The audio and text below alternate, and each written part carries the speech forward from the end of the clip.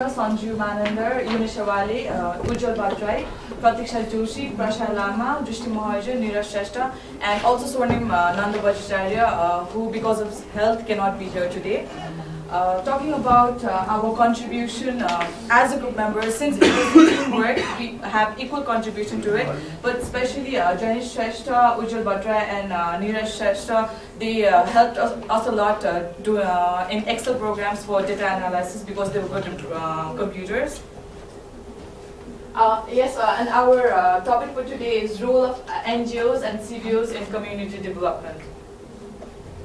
First of all, what is an NGO? NGO are like private organizations that pursue activities to relieve suffering, promote the interests of the poor, protect the environment, provide basic social services, or undertake community development. We all know NGOs for us, our level, are common words.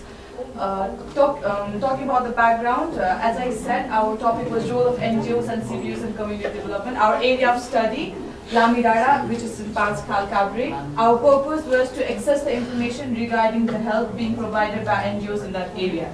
Talking more about the NGOs, their area of activity focus, children and youth, human rights, women empowerment, health and nutrition, sports, science and technology, family, environment, refugee.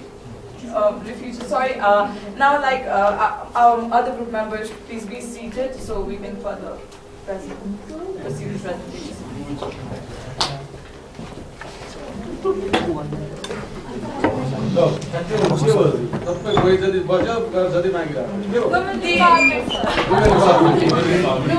They did more work on the report and presentation. That's why they were presenting. I'd like to state few examples of NGOs in Nepal. We all know about Mighty Nepal. It works for women empowerment and upliftment of women's status in the society. The founder is Anuradha Koirala. We all know she won the CNN Heroes of the Year in 2010. Other is CWIN, Children Workers in Nepal Concern Center. It works for the right of children and against child labor exploitation. About CBOs, I'd like to take example of my own community. We have Sinchaiti Tulsidas Committee, which organizes blood donation programs, fund collection, and also skill development training for the local people living in that area. Now, why did we choose this topic? Is like the main objective of the study is to evaluate to what extent the NGOs and CBOs has actually contributed to uplift the social status of its community members.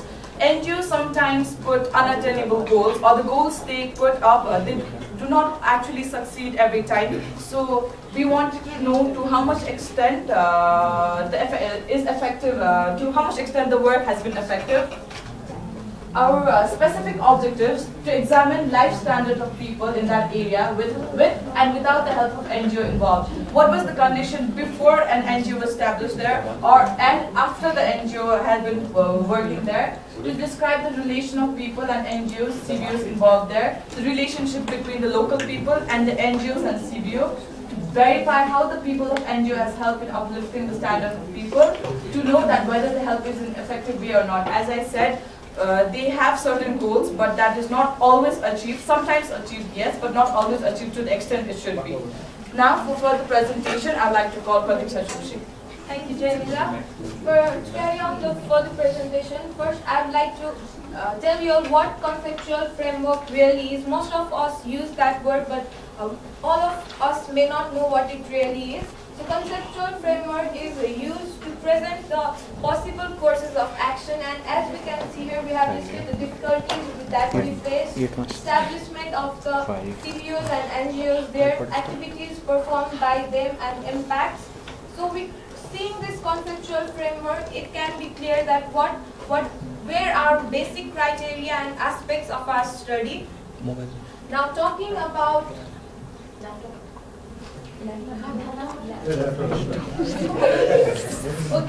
talking of first aspect dealt with the problems, and it was like there were lack of education. That's why the people there were not that interactive and cooperative.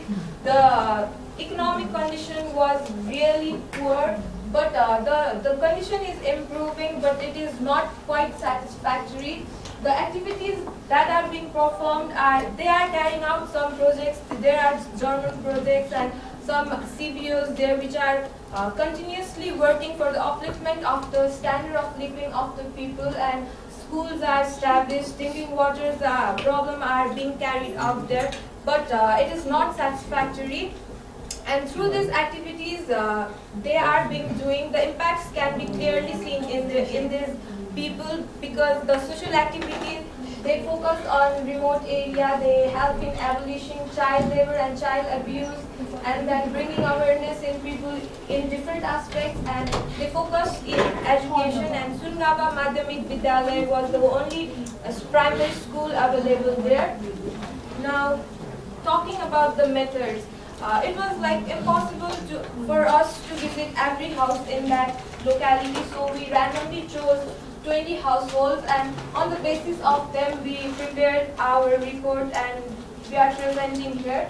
The primary data we took was from the interviews, from face-to-face interview from the people, which helped us a lot to get what they really wanted to tell us.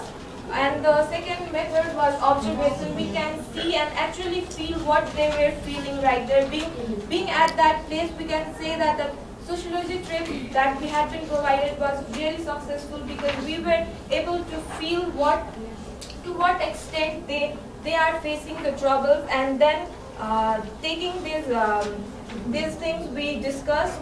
And secondary information were supposed to be collected from BDC office and CBO's office, but it was our bad luck that we came to know that their office was in Teen People, which was real far, and we had limited time, that's why. Now, these are the pictures of us, group members, taking interview in that place. Now, for further presentation, I would like to call Prasala. Thank you, Pratisha. My topic is findings and discussions. As Lamidara of Pachal Kavri is our study area, the site is about 40 to 45 kilometers away from Karnataka. Your site होगी, SIGS site होगी. Site को spelling क्या होगा? जैसे दृष्टि हो site का आता था. SIT. सर दृष्टि की क्या बात है? Okay, continue. Okay. ये है ना?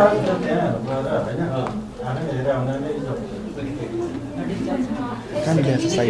Can you use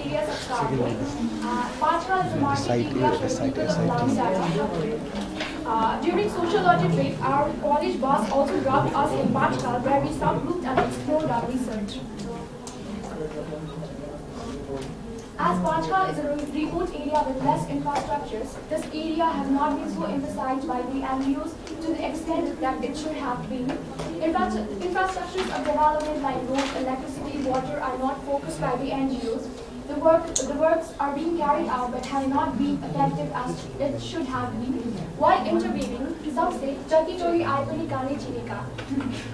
They meant to say that despite the fact that water problem is the main concern, it has not been focused to the extent it should have been. As education is one of the most important infrastructure of development, most of the people are educated only till grade 10. And talking about women empowerment, women are more forward than men. They are engaged in more social activities. They are involved in farming, small shops, handicrafts, and many other voluntary work. While interviewing, one woman said that, "Paहिले त आइने मान्छेलाई बाहिर काम गर्न जान दिँदैन थियो, तर अहिलेको कन्टेक्स्टमा चाहिँ उनीहरू चाहिँ पुरुष भन्दा नि अगाडि छ." This shows that women are more forward than men in this Kavri region. And this is a bar chart of people benefited by this program. While interviewing 16 people, 3 of them say that they are involved in food activities, farming. 5% of the 5 people say that they are involved in farming, and 5% say that they are involved in business activities, and the others, three. Then I would like to call Drishti to continue the further presentation. Thank you, Rasha. I'm going to discuss about the problem.